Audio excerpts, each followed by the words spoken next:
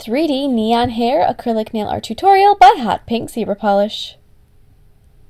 Hi everyone! In today's video I'm going to be showing you this 3D hair themed nail art design. So it's just a simple silhouette of a girl or a woman, and she has her hair down and the hair is in a rainbow of colors. It's actually like purples and pinks and yellows and oranges and just really bright neons. And so I also have these little hair pens, these hair chalk pens that I will show you guys how to use that turned a little streak in my hair pink. I don't plan on actually dyeing my hair at any point, so anything like this I just love to do just for a day. It's fun and easy, and these things work surprisingly well, so I'll give you a little demo on those just for the fun of it. I hope you like this design, and please share recreations with me on Facebook and Instagram. I would love to see them. And don't forget to click subscribe to see all my future videos as well. So I'm going to start, and here's the box of them. They are called Edge Blendable Hair Color, and there's 6 of them, and it's this metallic set, although I wouldn't say that the pink one is actually metallic. It's definitely got some sparkles in it, and it's really pretty, but I don't know that it's metallic per se. But like I said, though, it does have some glitter in it, so it is kind of like glitzy and glamorous, can't speak. But yeah, it's really good, and so they have kind of a waxy feel when you first put them on, but that goes away relatively quickly, and it doesn't have much of a feel at all. And like if you rub it after it's been on there and it's had maybe 5 minutes to set in, you don't even feel it. You can like rub your fingers over it and you don't get any color off of it. It doesn't like leak onto your clothing at all. I know that was one of my, you can get those spray bottles of hair color that's temporary and you'd spray it in and then it'd be everywhere and it would like fall off and it would be a mess. This did not do that at all, and it's so controllable as to where it goes, which is great. And like it said, it's blendable. It does. Like you could make a little gradient streak down your hair and you would get it, and it would just go from like pink to purple, or you could go pink to purple to blue, or you can play around with that. So anyways, they're pretty nice, and I will put links to those in the description box below if you are interested. So then to start the design, I'm going to begin with an overlay of black acrylic, and I am using these brushes that I got from Alpha Brush that I reviewed in my last video, and like I said, I'd probably give you a little bit more information on them as it became available. It's available! And so I'm using the same 2 larger ones. I started out with the number 10, which is a size larger than a brush that I usually use. So it's still a little bit bigger than what I'm accustomed to, and after I used that just for that black, then I moved on to the 12 to try the clear acrylic overlay. And it is one of those things that it's not that it's, I wouldn't say it's uncomfortable to use a different size brush, but it's a little bit out of your comfort zone. It's an interesting thing just to switch that up a little bit. So I'm getting used to them, and I will probably still continue to use my number 8 just because that's what I'm used to. But these are definitely something that when I'm using or doing a larger nail or just applying a lot of acrylic, you will definitely see me keeping these in rotation, I can say. So yeah, so then just add that layer of clear acrylic over the top there, making sure that since this is a long nail that you do have a nice, strong, capable apex. And then after you have that and it's all set, I'm going to go through and I'm going to start with a relatively coarse bit, and I'm going to be filing my nail into shape.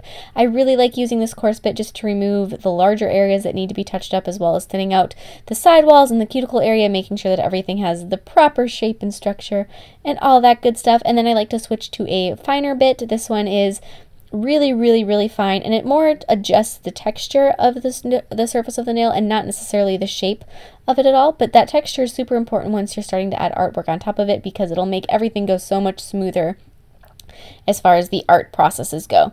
So now to begin the art, I'm going to start with the silhouette of my woman's face.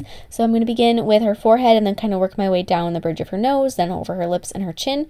And when you're doing this, you want to make sure that you leave a nice edge that's a little bit on the thick side on the profile of her face. Blend out the back of her face, so keep it at kind of like a ramp.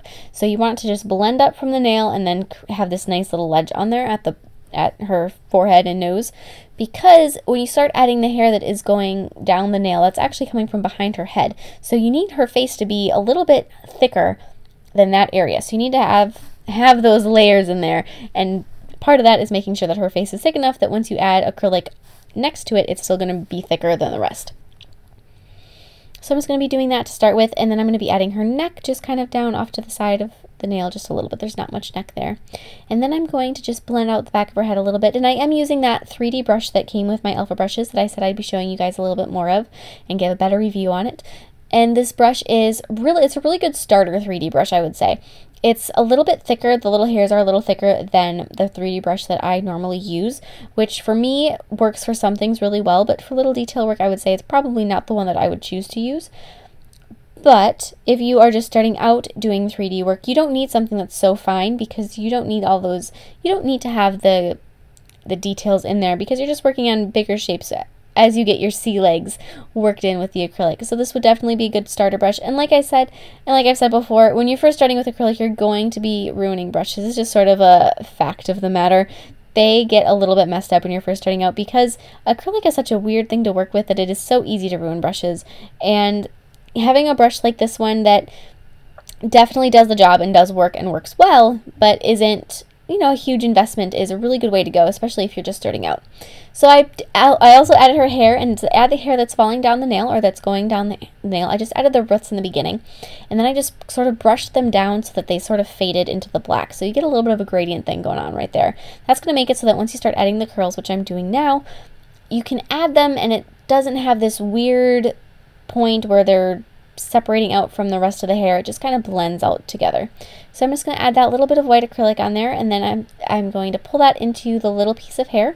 After that's set for just a second, I'm going to press the brush back and forth, going to from the right and then from the left, and then going back and forth, just to create that little curl shape. And then I'm going to be adding another little section of hair coming down, and keep doing this until I filled in all of that area of her hair. So add that section, let it set for just a second, and then press it back and forth. Now if you get to the point where you don't want to add another one right next to the one you just added, so you want to let the one that you've just finished set before you start working right next to it, just skip around a little bit and go to the next area and then go back. So I've just left a little gap, and then I added another section of hair, and I'm going to go back through and fill in between those two.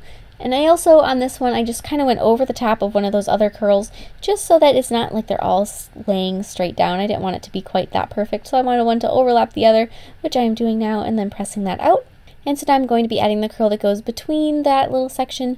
So just keep, like I said, keep filling it in, and make the curls every, you know, a little bit different of lengths. So I kind of, towards the top, or towards the section that's closest to her head, I'm just going to make the top of her head. That one's going to be a little shorter, and then they'll get longer as they go down towards her neck.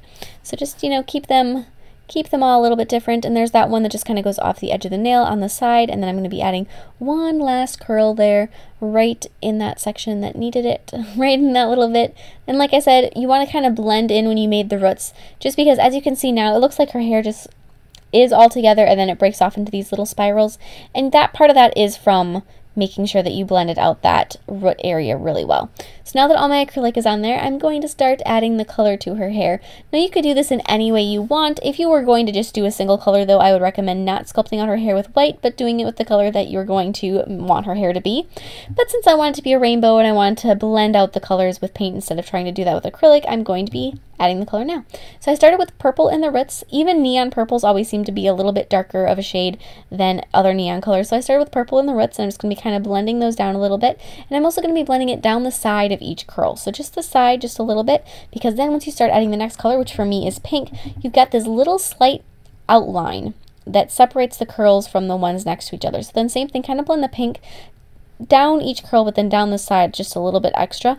That way you're going to keep this little minute separation between each of them without doing any outlining. Now I did do some outlining later, but this is just going to help it along even more. So the next color I'm going to be adding is orange. So purple, pink, orange, yellow, and then green. I did have blue paint out next to me that I was planning on using, but then I didn't need it because the green took it all the way to the tips of the hair. And actually I'm glad, because the blue is kind of like the purple and it's a little bit on the dark side, so it would have made a little bit of a little darker at the tips, and I wanted them to show up really well, and that green is so bright that it works out really well, because then they show up nice and neon.